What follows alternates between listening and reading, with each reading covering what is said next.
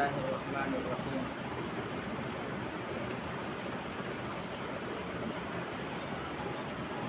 أعوذ بالله من الشيطان الرجيم بسم الله الرحمن الرحيم يا أيها الذين آمنوا ادخلوا في السلم كافة ولا تتبعوا خطوات الشيطان إنه لكم عدو مبين। আমরা এই বিষয়ে গতকাল মোটামুটি কিছু পয়েন্টে আলোচনা করেছি, অনেক কিছুই বাকি রয়ে গিয়েছিল। তো গতকালের বিষয়গুলো আবার সামান্য একটু তাকরার করে দিই। তো যে আয়াতটা তেলাওয়াত করা হলো, এই আয়াতের সাথে আমাদের আজকের পয়েন্টের খুব গভীর সম্পর্ক। তো আমাদের আজকের পয়েন্ট হলো ফিতরতের দৃষ্টিতে গোশতভক্ষ। আকল ফিতরতের দৃষ্টিতে গোশতভক্ষ, জীব হত্যা মহাপাপ নিয়ে যে আমাদের উপর প্রশ্ন করা হয়, এই বিষয়ে উত্তর দেব। যখন থেকে আপনার মনস্তাত্ত্বিক যুদ্ধ শুরু হয়েছে আল গজবুল ফিকরি, তখন থেকে আমাদের উপরে তরবারি যুদ্ধের পাশাপাশি এই ফিকরি যুদ্ধ আমাদের উপরে নানাভাবে চাপিয়ে দেওয়ার চেষ্টা করা হয়েছে। ইহুদি খ্রিস্টান নাসারা সকলেই আমাদের উপর তারা বিভিন্নভাবে নানাভাবে তারা আক্রমণ করেছে। এই সাথে সাথে মুশরিকিন এবং হিন্দুরাও আমাদের উপর, খ্রিস্টান ইহুদি তাদের তালে তালে তারাও আমাদের উপর নানা প্রশ্ন করা শুরু করেছে। সেই প্রশ্নগুলো গুরুত্বপূর্ণ একটা পয়েন্ট হলো এই গোশতভক্ষ। তারা যে প্রশ্ন করে, সে প্রশ্ন হলো যে আমরা উদ্ভিদ খাবো, মাছ খাবো না, গোশত খাবো না, উদ্ভিদের মধ্যে কোনো সমস্যা হয় না, সেগুলো কষ্ট পায় না, তো এই জন্য আমরা কী করবো না, গোশত খাবো না, মাছ খাবো না, উদ্ভিদ খাবো, শাকসবজি খাবো, আর তোমরা প্রাণীকে কষ্ট দাও। এভাবে করে তারা আমাদের প্রশ্ন। তো এটার উত্তর আমাদের জানা থাকা জরুরি, নানাভাবে আমাদের জানা থাকতে হবে। আয়াত যেটা তেলাওয়াত করা হয়েছে, এই আয়াতের অর্থ আপনারা জানেন। এই মুমিন বান্দারা, তোমরা পরিপূর্ণরূপে ইসলামে অন্তর্ভুক্ত হয়ে যাও, শয়তানের অনুসরণ করো। অর্থাৎ আব্দুল্লাহ ইবনে সালাম যখন ইসলাম গ্রহণ করেন, তখন তিনি উটের গোশত খাইতেন না। তখন আল্লাহ তাআলা বলছে যে তুমি উটের গোশত খাইবা না, তুমি ইসলাম গ্রহণ করছো, তো উটের গোশত খাইলা না, নামাজ রোজা করলা ঠিক আছে, কিন্তু উটের গোশত খাইলা না, অর্ধেক ইসলাম আল্লাহ, অর্ধেক ইসলাম আল্লাহ, এটা চলবে না। ইসলাম আনতে হলে পুরাটাই আনতে হবে। তখন থেকে আপনার হযরত আব্দুল্লাহ ইবনে সালাম কী করছে, উটের গোশত খাওয়া শুরু করছে। তো তিনি তখন বলছে নবীজিকে, আমি তো এটা ঘৃণা বলে খাই না, বা এই জন্য খাই না যে ইসলাম আমি সেখানে অস্বীকার করবো, এই অস্বীকারবশত আমি খাচ্ছি না, এরকম, বরং বাস আমি খ্রিস্টান ইহুদি থাকা অবস্থায় আমি এগুলো খাইতাম না, এই জন্য আমার তবিয়াতে এটা মিল খাইতো না, তাই আমি সেই গোশত খাইতাম না।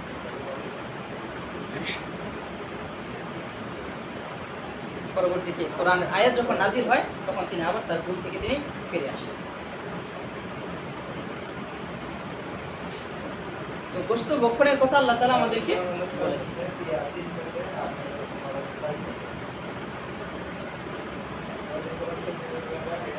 এখন গতকালও বলা হয়েছিল, গোশত ভক্ষণের জন্য আমাদেরকে প্রাণী জবাই করতেই হবে, জবাই না করলে হবে না। তো এই জবাইয়ের বিষয়টা, উযহিয়ার বিষয়টা, কুরবানির বিষয়টা সকল ধর্মেই পাওয়া যায়, সকল ধর্মে কি পাওয়া যায়। তো সকল ধর্মে পাওয়া যায়, সেটা যাওয়ার পূর্বে আমরা জবের পূর্বে যে তাসমিয়া পড়া হয়, সে তাসমিয়ার হিকমতটা আমরা আগে জেনে নিই। হিকমত তো গতকালও বলা হয়েছে। এক নম্বর হলো আত-তাওহীদ। এক নম্বর কি? আত-তাওহীদ। পৃথিবীর সকলেই বিভিন্ন বিষয়ে তারা কোরবানি করে, বিভিন্ন বিষয়ে তারা তাদের মাহবুবের নামে কোরবানি করে। প্রেমিকা থাকলে, মা থাকলে, বাবা থাকলে তাদের নামে বিভিন্ন কিছু মান্যত করে কোরবানি করে। তো আল্লাহ তাআলা বলতে চান যে আমার ভালোবাসায় তোমরা আমার তাওহীদে আমার নামে কোরবানি করো, লিয়াযকুরুল্লাহ, এটা হলো তাওহীদ। আর কিল্লাতু আযাবিদ যাবহি, এটা কি, যে প্রাণীকে শাস্তি দিলে, মানে প্রাণীকে আমরা জবের সময় তার যে শাস্তির বিষয়টা বলা হয়। তো এটা আমি একটা উদাহরণ দিয়েছিলাম যে আপনি আপনার মাহবুবাকে ভালোবাসলে, বা আপনাকে আপনার মাহবুবা ভালোবাসলে, তো আপনারা একে অপরকে জান দেওয়ার জন্য, একে অপরের জন্য জান দিতে আপনারা প্রস্তুত হয়ে যাবে। তো তখন জান দিতে আপনাদের কোনো কষ্ট হবে না। নদীতে লাফ দিতে বললে নদীতে লাফ দিবেন, হাত কাটতে বললে হাত কাটবেন, আগুনে ঝাঁপ দিতে বললে আগুনে ঝাঁপ দিবেন। তো একজন আপনার প্রেমাস্পদ প্রেমিকাকে তার জন্য যদি আপনি এতটা পাগল হইতে পারেন, তাইলে এই প্রাণীরা তার আল্লাহর জন্য কেন পাগল হবে? আর এটা বাস্তবতা যে প্রাণীরা আমাদের থেকেও আল্লাহ তাআলাকে বেশি ভালোবাসে। বাকি আমাদের ভালোবাসাটা যেহেতু আমাদের শাহওয়াত আছে, আকল আছে, সব কিছু আছে, গুনাহের চাহিদা আছে, এই জন্য আমাদের ভালোবাসাটা বেশি দামি। তাদের মধ্যে যেহেতু শাহওয়াত নাই, কথা বুঝে আসছে, এই জন্য তাদের ওই ভালোবাসাটা আমাদের থেকে কম দামি। উদাহরণ দিয়েছিলাম, বড়লোক যদি আপনাকে 1 পয়সায় দেয়, মানে কোটিপতি যদি আপনাকে একটু সম্মান করে, এতে আপনার কি হবে? অনেক আনন্দ মনে হবে, অমুক ব্যক্তি আমাকে সম্মান দিয়েছে, সালাম দিয়েছে। হ্যাঁ, যেমন প্রধানমন্ত্রী আছে, রাষ্ট্রপতি, প্রধানমন্ত্রী যদি আপনাকে কল করে বা হুজুর যদি আপনাকে কল করে, এটাই আপনাকে, আপনি ছাত্রদেরকে বলবেন হুজুর আমাকে কল দিছে, ছুটিতে আমাকে কি করছেন, হুজুর আমাকে কল দিছে, এটাই আপনার কাছে অনেক প্রিয় মনে হয়। আর যদি আপনার সাথী সঙ্গী বা নগণ্য করে ব্যক্তি কল দেয়, দোকানদার কল দেয়, চায়ের দোকানদার কল দেয়, তো এটা আপনার কাছে কিছু মনে হবে না। তো আমাদের মধ্যে আল্লাহ তাআলা সব কিছু দিয়েছেন, তো এই থাকা সত্ত্বেও আমরা আল্লাহ তাআলা সব কিছু গুনাহের চাহিদা সব কিছু থাকা সত্ত্বেও আল্লাহ যদি ভালোবাসি, তাসবিহ করি, তো এটা বেশি গুরুত্বপূর্ণ। বড়লোকের জন্য গুনাহের সকল চাহিদা থাকে, তারপরে যদি সে আল্লাহর ইবাদত করে, তার ইবাদতের দামটা বেশি। আর প্রাণীর মধ্যে যেহেতু শাহওয়াত নাই, এই জন্য তার এই আল্লাহর ভয়টা, আল্লাহর ভালোবাসাটা আমাদের তুলনায় খুবই কম, নতুবা তারা আমাদের থেকে কোটি গুণে বেশি ভালোবাসে। বলছিলাম ওয়া ইন মিন শাইইন ইল্লা ইউসাব্বিহু তাসবিহ, পৃথিবীর সকল কিছু আল্লাহ তাআলার তাসবিহ পাঠ করে, এই জন্য প্রাণী আল্লাহ তাআলা তাসবিহ পাঠ। তো প্রাণীর নামের শুরুতে যখন জবে করার শুরুতে যখন আপনি করবেন, তাসবিহ পাঠ করবেন, আল্লাহ তাআলার নাম করবেন, তখন সে আল্লাহর জন্য কি হয়ে যাবে? ফিদা হয়ে যাবে। এই জন্য আল্লাহ তাআলা একত্ববাদের পাশাপাশি ও প্রাণী যেন শান্তি পায়, আল্লাহর নাম শুনে সে শান্তি পায়। আর প্রাণীরা আল্লাহ তাআলার আয়াত পড়লে সে আয়াত বুঝতে পারে, আল্লাহ তাআলার কালামকে বুঝতে পারে, এটাও আল্লাহ তাআলার কালামের এজাজ। কথা বুঝে আসছে? আপনারা আমার কথা বুঝবে না, কিন্তু আল্লাহ তাআলার কালাম যদি প্রাণীর কানে শোনান, ওই প্রাণী আল্লাহ তাআলার কালামকে বুঝতে পারে, এটা বাস্তবতা। কথা বুঝে আসছে? আপনি কোরআন রেখে দেন তার সামনে, ওই কোরআনের উপর পা দিবে না, এটা আল্লাহ তাআলার এজাজ, কোরআনের এজাজ। আগুনে দেখানো মানুষের কোরআন পড়ে না, আল্লাহ তাআলার কালামের এজাজ এটা, যে তার কানে আপনি বিসমিল্লাহ শোনাবেন, আল্লাহর নাম শোনাবেন, কালাম শোনাবেন, সে এমনি কী হবে? আল্লাহর জন্য পাগল হয়ে যাবে। আর এছাড়াও জবাই করলে যে আমাদের উপর প্রশ্ন করা হয় যে কষ্ট পায় না, সামান্য একটু মানে পায়। এই জবাই একদম একাধারে যদি আপনি করেন, তাহলে সামান্য একটু কষ্ট পাবে, কিন্তু যদি পুষাইতে থাকে তাহলে তো কষ্ট পাবে। একাধারে একদম এক কোপ দিয়ে যদি করেন, তাহলে বেশি কষ্ট পাবে। এখন প্রশ্ন হইতে পারে, তার এই যে পা যে দাপড়াইতে থাকে, হাত পা যে করতে থাকে, ওটা আসলে তার কষ্টের কারণে না, বরং রুহটা মানে হাত পায়ের মধ্যে অঙ্গে কি থাকে? রুহ থাকে। রুহ যেমন অন্তরে থাকে, এমনিভাবে হাতেও রুহ থাকে, পায়েও কি থাকে? রুহ থাকে। তো ওই পায়ে যে রুহ থাকে, পায়ের পা থেকে এবং আপনার হাত থেকে রুহ বের হওয়ার জন্য হাত পাটা কি করতে থাকে? এভাবে নড়তে থাকে। কথা বুঝে আসছে? আসল রুহ আগেই বের হয়ে যায়, আসল রুহ কি আগেই বের হয়ে যায়। প্রতিটা অঙ্গে অঙ্গে আলাদা আলাদা একটা হারাকা থাকে, ওই হারাকাটা বন্ধ যতক্ষণ পর্যন্ত না হয় ততক্ষণ পর্যন্ত হাত পা লড়াইতে থাকে। কথা বুঝে আসছে? এটা কষ্টের কারণে, এটা কিসের কারণে না? কষ্টের কারণে। আর বলবেন যে এই চিৎকার চেঁচামেচি কেন করে? চিৎকার চেঁচামেচি তো করবেই, কারণ তাকে আপনি ধরতেছেন, হাত পা বাঁধতেছেন, তো ভয়ে এমনি তো সে চিৎকার চেঁচামেচি করবে, কষ্ট না পেলে তো চিৎকার চেঁচামেচি করবে। কথা বুঝে আসছে? আর এটা হলো তাসমিয়া সংক্রান্ত আলোচনা। এখন এই কোরবানি বিষয়ে, যেটা কোরবানি উযহিয়া, এটা সকল ধর্মেই কি আছে? বলছিলাম হযরত আদম আলাইহিস সালাম থেকে নিয়ে এই যুগ পর্যন্ত সকল ধর্মেই আছে। ওই হাবিল কাবিলের ঘটনা, সেখানে আল্লাহ তাআলা হাবিলকে পরীক্ষার জন্য বলছিল তোমরা কোরবানি করো। হাবিলের কোরবানি আল্লাহর কাছে মকবুল হয়েছে, কাবিলের কোরবানি কি হয় নাই? মকবুল হয় নাই। কাবিল কি কাতিল, কাতিলের মধ্যে কফ আছে, কাবিলের মধ্যে কি আছে? কফ আছে। এভাবে মনে রাখবেন যে কাবিল কি কাতিল আর হাবিল কি মাকতুল। কথা বুঝতে পারছেন? তো কাতিল কে? কাবিল। তো কাবিলের কোরবানি গ্রহণযোগ্য হয় না, হাবিলের কোরবানি কি গ্রহণযোগ্য হয়েছে। তো বোঝা গেল কোরবানি আদম আলাইহিস সালামের যুগেও ছিল, এরপরে পরবর্তীতে যুগেও কি কোরবানি একদম জারি ছিল, এবং হযরত মুসা, হযরত ঈসা, হযরত ইব্রাহিম সকলের যুগে কোরবানি ছিল। আলাইহিস সালামের যুগের কোরবানি, এটা তো মাশহুর কথা, সেখান থেকে তো আমরা কোরবানি পাই। আর কোরবানি নিয়ে আপনার এই খ্রিস্টান ইহুদি ধর্মে এটা তো বিশাল একটা, তাদের ভিতরে আন্দোলন আছে, তাদের বিশাল একটা মানে তাদের আকীদা বিশ্বাসের সাথে তাদের কোরবানি সংশ্লিষ্ট। বলছিলাম না বাকারা বাকারা জবাই নিয়ে, হ্যাঁ, তাদের ইহুদিদের যে তালমুদ গ্রন্থ আছে, তালমুদ গ্রন্থে আছে যে তোমরা যখন লালগাই জন্মগ্রহণ করবে একদম পোড়া, এমন লালগাই যেটার মধ্যে একটা অন্য ধরনের পশম থাকবে না, এই টাইপের লালগাই যখন জন্মগ্রহণ করবে সেটাকে যখন তোমরা জবাই দিবা তখন তোমাদের মাসি কি হয়ে যাবে, চলে আসবে। বুঝা যাচ্ছে? তো এই লালগাই জবে দেওয়া, লালগাই বলিদান করা, যজ্ঞ দেওয়া, এটা এই সকল বিধান এটা হিন্দুদের মধ্যে যেমন আছে, খ্রিস্টানদের মধ্যেও আছে, ইহুদিদের মধ্যেও আছে। জবাই করাটা সকল ধর্মে আছে। আর হিন্দুদের ধর্মে বলিদান যজ্ঞ এগুলো তো অহরহ, আর স্বয়ং তাদের কিতাবের মধ্যেও পাওয়া যায়। কি পাওয়া যায়? গতকালও বলছিলাম, কি বলছিলাম, মনু, তারপরে আপনার মহাভারত, এই সমস্ত কিতাব, এগুলো কিতাবলি, এই সমস্ত কিতাবাদিতে অনেক রেওয়ায়েত পাওয়া যায়। যেমন ঋগ্বেদের মধ্যে আছে, হে ইন্দ্র দেবতা, তোমাদের জন্য ঈশান ও বিষ্ণু দেবতা 100 মহিষ রান্না করবে। ঋগ্বেদের 6 নম্বর খণ্ড 11 ও 17 নম্বর পৃষ্ঠা। তারপরে ঋগ্বেদের অধ্যায় 20 নম্বর 78 নম্বর পৃষ্ঠায় কি আছে, ঘোড়া, ষাঁড়, গাভী, বন্দা গরু, মহিষ এগুলো দেবতার জন্য কোরবানির কথা বলা হয়েছে। তারপরে মনুর 5 নম্বর অধ্যায় 30 নম্বর শ্লোকে, হ্যাঁ, কি বলা হয়েছে যে গোশত ভক্ষণকারী প্রতিনিয়ত শিকার করে এবং গোশত খায়, এটা কোনো পাপের বিষয় নয়, কেননা গোশত ভক্ষণকারী ও প্রাণী উভয়কে এই উদ্দেশ্যে সৃষ্ট করা হয়েছে।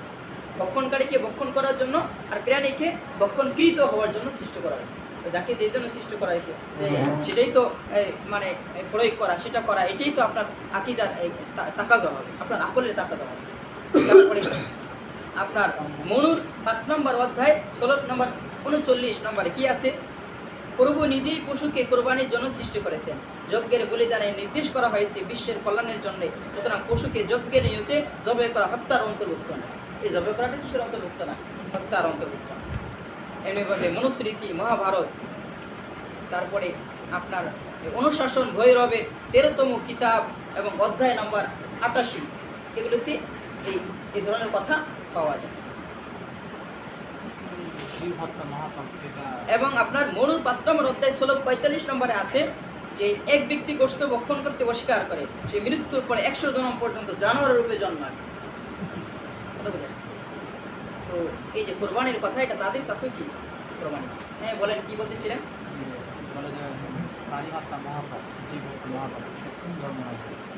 এটা এটা হিন্দু ধর্ম না বলে, হ্যাঁ, এটা এখন কথা আসতেছে, কথার ভাই ভাই আসতেছে। তো বোঝা গেল, হ্যাঁ বলেন, কি আপনি কি বলছেন? এটা বলে বৌদ্ধ ধর্ম। কারা? জীব হত্যা মহাপাপ, হিন্দুরাও বলে, হিন্দুরা বলে।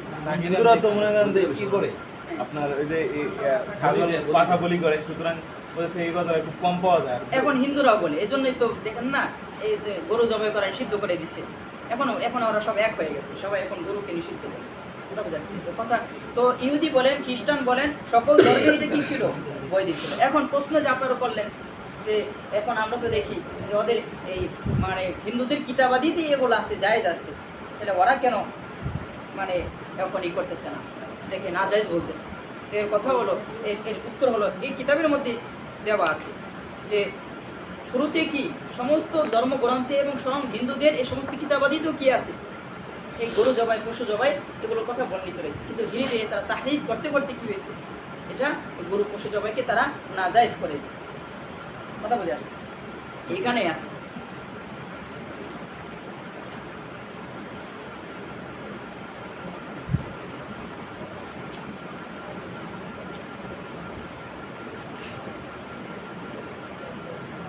আপনারা একটু পড়েন, কোনো জায়গায় শেষ দিকটা অথবা শুরু দিতে কোথাও আছে, বুঝে আসছে?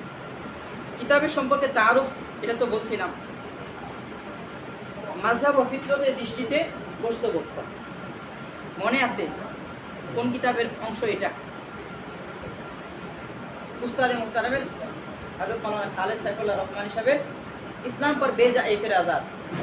উনি যেমন ফিকহির বিষয় কিতাব লিখছেন, ফিকহি ইসলামের বিষয়ে উনি কি কিতাব লেখা শুরু করছেন। আর ইসলাম পর বেজা এতেরাজের কারণে এখন বর্তমান যুগে ওনাকে মুফাক্কির ইসলামও বলা চলে। বুঝে আসছে? এত চমৎকার কিতাব উনি রচনা করেছেন। ওটার পাঠ হলো এটা, ওটা থেকে অনুবাদ করা হয়েছে। আপনারা ইনশাল্লাহ সবাই এটা কিনে নেবেন এবং অন্যের মধ্যেও এটা প্রচার করেন। কথা বুঝে আসছে? তো এই পুরাটার মধ্যে পড়লে বিভিন্ন আরও বিষয় পাবেন যে আগে এক সময় ছিল, এখন তারা তাহরিফ করে কি করে ফেলছে, এগুলোকে নাজায়েজ বলে ফেলছে। এই কিতাবের মধ্যেই আছে এটা। তো এত সব কিছু থাকা সত্ত্বেও যে সকল, তারপরও ইসলাম আপনার গরু পশু জবাইকে এমনি এমনি আপনার শুধু যে জায়েজ করে দিছে তা না, অনেক ধরনের বিধান এখানে রাখছে, অনেক ধরনের বিধান এখানে রাখছে। গতকাল এই পর্যন্ত আমরা কথা বলছিলাম, এখান থেকে আবার নতুন কথা শুরু হবে। কথা বুঝে আসছে? ইসলামে কী কী বিধান রাখছে? আহসিনু যাবহাকুম, আহসিনু যাবহা, তোমরা কী করো, জবাই করো, তো সেখানেও ইহসান করো, সেখানে কী করো, ইহসান করো, ভালো করে জবাই করো, প্রাণীকে কষ্ট দিও না। এই মানে জবাই করার পরে তাকে খুঁচাইও না, খুঁচাইলে সে আবার কষ্ট পায়, জানটা এমনি বের হইতে দাও। এই জন্য তো খুঁচানো মাকরু, খুঁচানো কি মাকরু। তাহলে তো বোঝা গেল যে যত তাড়াতাড়ি কোরবানি করা যায় তত বেশি কষ্ট কম হয়, তাই না? হ্যাঁ। তাহলে হিন্দুরা যে মানে এক কোবে ফেলা যায় মাথাটা, এটা কতটুকু, এটা তো কষ্ট কম হয়েছে বুঝে যাচ্ছে। হ্যাঁ, ওটা আপনার পরে এক কবে মাথা হয়ে যাচ্ছে, ওটা মাত্র তাহরিমি হয়ে যাচ্ছে। কেন হচ্ছে সেটা আপাতত আমার জানা নেই, বাকি এটা গুরুত্বপূর্ণ প্রশ্ন। ঠিক আছে, এটা দেখা যাবে পরবর্তীতে কোনো ফল বের হয় কিনা।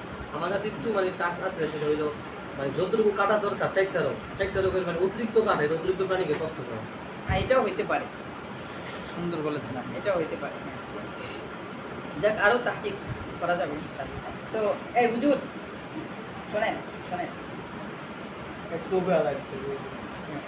তো এখানে দেখেন কিতাব, শোনেন, কিতাব নিয়ে বসলে একটা ফায়দা আছে। শুধুমাত্র কিতাব ছাড়া বসলে দেখা যায় এমনি কথাবার্তা হয়, কিন্তু কিতাব নিয়ে বসলে আপনি বলতে পারবেন না আমরা কিতাবটা পড়ছি, এটা বলতে পারবেন। এই জন্য কিতাব নিয়ে বসা। তো ইসলামে শুধুমাত্র এই ধরনের বিধান এমনি এমনি রাখে নাই, কি করে নাই, এমনি এমনি রাখে নাই যে বাস তুমি জবাই করবা, যেভাবে ইচ্ছে সেভাবে তুমি কি করবা, জবাই করে দিবা, বরং অনেক সুন্দর সুন্দর এবং অনেক কঠিন বিধান রেখেছে। এই জন্য আমরা দেখতে পাই বড় আশ্চর্য আশ্চর্য কাহিনী আপনার হাদিস শরীফে বর্ণিত রয়েছে। রাসূল কারীম সাল্লাল্লাহু আলাইহি সাল্লাম প্রাণীকে কষ্ট দিতে নিষেধ করেছেন। সুনানে আবু দাউদের 2564 নম্বর হাদিস। এমনিভাবে আপনার ওই যে আছে না, প্রাণীকে কষ্ট দেওয়া, কুকুরকে কষ্ট দিল, বিড়ালকে কষ্ট দিল, বিভিন্ন কাহিনী আছে না, তো এগুলো থেকেও বুঝে আসে প্রাণীকে কি দেওয়া যাবে না, কষ্ট দেওয়া যাবে। তো রাসূল কারীম সাল্লাল্লাহু আলাইহি সাল্লাম জিন্ন উটকে ক্ষুধার্ত উটকে দেখতে পেলেন, তখন তিনি বললেন তোমরা প্রাণীর ব্যাপারে আল্লাহকে ভয় করো। 2548 নম্বর হাদিস। এরপরে রাসূল কারীম সাল্লাল্লাহু আলাইহি সাল্লাম বলছেন তোমরা সবুজ সমল এলাকা দিয়ে সফর করলে প্রাণীকে ধীরে ধীরে হাঁকাও, যাতে তারা এ থেকে নিজেদের ক্ষুধা নিবারণ করতে পারে। আর মহামারীর এলাকা হলে দ্রুত হাঁকাও, যাতে এর প্রভাব তাদের শরীরে না পড়ে। কথা বুঝে আসছে? সুনানে আবু দাউদের 2569 নম্বর হাদিস। তো দেখছেন প্রাণীকে কত তাদের প্রতি ইহসান করার জন্য কি কি সুন্দর বিধান রাসূল কারীম সাল্লাল্লাহু আলাইহি সাল্লাম এখানে পেশ করেছেন। এরপরে এভাবে নবীজি সাল্লাল্লাহু আলাইহি সাল্লাম প্রাণী থেকে তাদের ক্ষমতার বাইরে কষ্টদায়ক কোনো কাজ নিতে বারণ করেছেন। এই জন্যই তিনি প্রাণীকে স্টেজ বানাতে নিষেধ করেছেন। প্রাণীকে স্টেজ বানায় না, হ্যাঁ, তো স্টেজ বানায় না, সেখানে ই করা, শেষ সুর পড়া, তারপরে রাখা, এগুলো কি করছেন সেটাকে নিষেধ করেছে। এমনকি প্রাণীকে কষ্ট দেওয়ার কারণে তারা বানাইতো, সেখানে মানে শেষ সুর পড়া, দাঁড়ায় রাখা, কিছু করা, উল্টা পুল্টা অনর্থক কাজ করা, এগুলো সব হাতির উপরে দাঁড়ায় বিভিন্ন ইসে নিয়ে যায়, হ্যাঁ। এমনিভাবে প্রাণীকে কষ্ট, শোনেন, প্রাণীকে কষ্ট দেওয়ার কারণে পরকালেও এর শাস্তি ভোগ করতে হবে। রাসূল কারীম সাল্লাল্লাহু আলাইহি সাল্লাম বলেন কিয়ামতের দিন একজন নারীকে শুধু এই কারণেই জাহান্নামে নিক্ষেপ করা হবে সে একটি বিড়ালকে অযথা বেঁধে রেখে কষ্ট দিয়েছিল। আউযুবিল্লাহ। আবার একটি পিপাসিত কুকুরকে পানি পান করানোর জন্য এক ব্যক্তিকে জান্নাতে প্রবেশ করানো হয়। সুবহানাল্লাহ। কোনো মানে এই মানে ফালতু এবং কোনো কথা নাই এবং জয়ীফ কোনো রিওয়ায়াত থাকে। বুখারী শরীফের রিওয়ায়াত 2365 নম্বর হাদিস এবং 2363 নম্বর হাদিস। এবং আশ্চর্য আশ্চর্য যে এর থেকেও আপনার আরও সুন্দর সুন্দর কথা হাদিসে বর্ণিত রয়েছে। কি রয়েছে দেখেন, ইসলামে যদিও গোশত খাওয়ার অনুমতি রয়েছে, কিন্তু এটা কোনো ফরজ কিংবা ওয়াজিব বিষয় না। আপনার গোশত যে খাইতেই হবে তা না, বরং জায়েজ বলা হয়েছে। জায়েজটা যে ফিতরতের দৃষ্টিতে আপনার এটা আকলও বলে, এটা স্বভাব এটা বলে, সেটা আমাদের দেখাইতে হবে। কিন্তু এটা মানে রাসূল বলেন নাই, আল্লাহ এবং আল্লাহ তাআলা এটা বলেন নাই যে গোশত খাইতেই হবে, না খেলে গুনাহ হবে, এটা বলেন নাই। এরপর দেখেন কোনো উদ্দেশ্যহীন অকারণে পশু হত্যাও ইসলামে নিষিদ্ধ। কোনো উদ্দেশ্য ছাড়া আপনি শিকার করবেন, এটাও কি ইসলামে নিষেধ করেছে। হুজুর কথা শোনেন, এক ব্যক্তি একটি চড়ুই পাখির বাচ্চা আটকে রেখেছিল। বাচ্চাটির মা এতে অস্থির ছিল। রাসূলুল্লাহ সাল্লাল্লাহু আলাইহি সাল্লাম তা দেখে নিজের অসন্তুষ্টি প্রকাশ করলেন এবং বললেন, বিনা কারণে একটি ছোট পাখিকে মেরে ফেললো, এর জবাব দিতে হবে। সুনানে কুবরা নাসাই 4519 নম্বর হাদিস। এবং এর থেকে আশ্চর্য কাহিনী হলো আল্লাহু আকবার, একবার রাসূল করিম সাল্লাল্লাহু আলাইহি সাল্লাম, এই আব্দুল জব্বার শোনেন, একবার রাসূল করিম সাল্লাল্লাহু আলাইহি সাল্লাম খানা পাকানোর জন্য চুলা তৈরি করলেন। কি তৈরি করলেন? চুলা বানাইলেন এবং সেখানে ডেক ডুক সব কিছু বসাই ফেলছে। দেখা গেল ডেক যখন বসাইছে, সব কিছু যখন তৈরি করে ফেলছে, দেখা গেল পাশে কি পিঁপড়ার বাসা। যখন তৈরি করছে তখন কি হয় না, খেয়াল করেন নাই, তৈরি করে ফেলছে, একটু পরে দেখা গেল ওই জঙ্গল টঙ্গল ছিল, হালকা জঙ্গল সরাইছে আর দেখি পিঁপড়ার বাসা। তখন সাথে সাথে রাসূল সাল্লাল্লাহু আলাইহি ওয়াসাল্লাম আদেশ করছেন, তোমরা তোমাদের চুলাকে সরাও, আগুনকে নিভাও, জায়গায় নিয়ে যাও, তোমাদের কারণে পিঁপড়া কষ্ট পায়। এই তো ইসলাম, এটাই হলো ইসলামের বিধান, যে একটা প্রাণীকে কষ্ট দেওয়া যাবে না, এটা হলো ইসলামের বিধান। এবং এই সকল বিধান দেখেন, এটা আবু দাউদ শরীফের 5268 নম্বর হাদিস। কত চমৎকার কথা না, কত চমৎকার ঘটনা না। এবং এর থেকেও আপনার আরো অনেক কাহিনী কি আছে, অনেক কাহিনী বর্ণিত। এই কাহিনীগুলো সাহাবায়ে কেরাম রাসূল সাল্লাল্লাহু আলাইহি ওয়াসাল্লাম থেকে শিখে তারা তাদের জীবনীতে মানে প্রকাশ ঘটিয়েছে। এই জন্য দেখতে পাই যে হযরত আমর ইবনে আস রাদিয়াল্লাহু তাআলা আনহু, এই শুনেন, ভালো করে শুনেন, আমর ইবনে আস রাদিয়াল্লাহু তাআলা আনহু যখন মিশরে যাচ্ছিলেন, মিশর জয় করতেছিলেন, তখন মিশরের ফুস্তাদ নামক এলাকায় তিনি পৌঁছলেন। সেখানে তাঁবু গাড়লেন, তাঁবু রাত্রে কাটছেন। সকালে উঠে দেখলেন যে তাঁবুর এক পাশে আপনার কবুতর কি করছে, বাসা বেঁধে গেছে। কবুতর কি করছে, বাসা বেঁধে সেখানে ডিমের তাও দিচ্ছে। হয়তো কবুতরের ডিম পাড়ার সময় আসছে, এজন্য দ্রুত বাসা বেঁধে সে দ্রুত কি করে ফেলছে, ডিম পেড়ে ফেলছে, ডিমে তাও দিচ্ছে। আল্লাহু আকবার, আল্লাহু আকবার। তখন আপনার হযরত আমর ইবনে আস বলছেন যে এই ডিম যতক্ষণ পর্যন্ত, ডিমের থেকে বাচ্চা যতক্ষণ পর্যন্ত না ফুটবে, ততক্ষণ পর্যন্ত কিছু সেনাবাহিনীকে নিযুক্ত করেছেন এবং বলছেন, আমার জরুরি কাজ আছে, আমি চলে যাই, তোমরা এখানে থাকো। এবং যতক্ষণ পর্যন্ত এই কবুতরের ডিম থেকে বাচ্চা না ফুটবে, ততক্ষণ পর্যন্ত তোমরা এই তাঁবু এখান থেকে ভাঙবা। সুবহানাল্লাহ বলবেন না? সুবহানাল্লাহ। মানে এটাই তো ইসলাম, এটাই হলো ইসলাম। কত বুঝা যাচ্ছে? রাসূল এই সমস্ত ঘটনা নিজে মানে শিখিয়ে দিয়েছেন, আর তার সাহাবায়ে কেরাম এই সমস্ত ঘটনা কি প্রকাশ ঘটিয়ে দিয়েছেন। ইসলামের কি সুন্দর বিধান। তো এটাও জানা হয়ে গেল যে মানে প্রাণী সম্পর্কে ইসলামের বিধান। আর এই বিভিন্ন ধর্মে এটাও কি আমাদের জানা হয়ে গেছে। এখন আসা যাক মূল পয়েন্ট, গোশত ভক্ষণ ও সায়েন্স। গোশত ভক্ষণ ও সায়েন্স কি বলে গোশত ভক্ষণের ক্ষেত্রে? দেখেন, সায়েন্সের বহু দৃষ্টিকোণে মানুষের সৃষ্টিগত গঠন হিসেবে গোশত খাওয়ার কথা বলে। সায়েন্সের অনেক দৃষ্টিকোণ আছে, এখানে উস্তাদে মুহতারাম 3টা দৃষ্টিকোণ এনেছে। এক নম্বর দৃষ্টিকোণ কি, প্রতিটি প্রাণী, ভালো করে বুঝেন, প্রতিটি প্রাণীর যে সৃষ্টিগত আকৃতি আছে, সেই আকৃতি হিসেবেই আপনার বিভিন্ন কিছু আপনি নির্ধারণ করতে পারেন। ভালো করে শোনেন, যেমন হিংস্র প্রাণী সবসময় গোশতই থাকে। হিংস্র প্রাণীকে এমনভাবে আল্লাহ তাআলা তৈরি করছেন, তার এমন দাঁত দিয়েছেন যে দাঁত দিয়ে সে শুধু গোশতই চাবাইতে পারে। তাকে যদি আপনি উদ্ভিদ দেন, ওই উদ্ভিদ সে খাইতে পারবে না, আর উদ্ভিদকে সে খাইতে পারবে না। কথা বুঝে আসছে? খাইলেও কি হবে না। হ্যাঁ, এটা হলো 1 নম্বর পয়েন্ট, হলো দাঁতের বিষয়। 1 নম্বর পয়েন্ট কি? দাঁতের বিষয়। এবং 2য় নম্বর পয়েন্ট হলো পাকস্থলীর বিষয়। 2য় নম্বর পয়েন্ট কি? পাকস্থলীর বিষয়। প্রতিটি প্রাণীর পাকস্থলী কি আছে? ভিন্ন ভিন্ন আছে। তো আপনার যেমনিভাবে আপনার হিংস্র প্রাণীর দাঁতকে আল্লাহ তাআলা এমনভাবে তৈরি করছে যে সে শুধু কি খাবে? গোশত খাবে। তার পাকস্থলীকে এইভাবে দিয়েছে যে সে কি খাবে? শুধু গোশত খাবে। তাকে যদি আপনি উদ্ভিদ দেন, ঘাস দেন, ওই ঘাস খেলে তার হজম হবে না, তার পেট নষ্ট হয়ে যাবে এবং সে খাইতেও পারবে না, মজাও পাবে না। ওই ঘাস খাইতে খাইতে তার স্বাস্থ্য নষ্ট হয়ে যাবে, সে কি যাবে? মারা যাবে। কথা বুঝে আসছে? আর এভাবে গরু, ছাগল, সমস্ত প্রাণী দেখেন, তার দাঁতকে আল্লাহ তাআলা এরকমভাবে বানাইছে যে সে গোশত খাইতে পারে না। সারাদিন সে কি করে? চাবাইতে থাকে, ঘাস চাবাইতে থাকে। ঘাস না চাবাইলে তার ভালো লাগে না। তার পাকস্থলী এই টাইপের।